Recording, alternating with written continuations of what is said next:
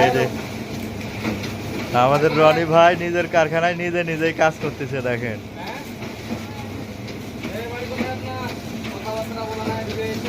ভাই বাড়ি হলো মাটির উপর ভাই।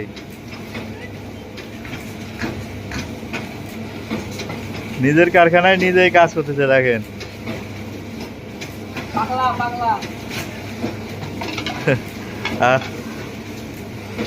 পাগল কোনোদিন নিজেকে পাগল বলে ভাই, কোনোদিনই বলে না। খুব সুন্দরভাবে প্যাকেট করতেছে দেখেন সবাই।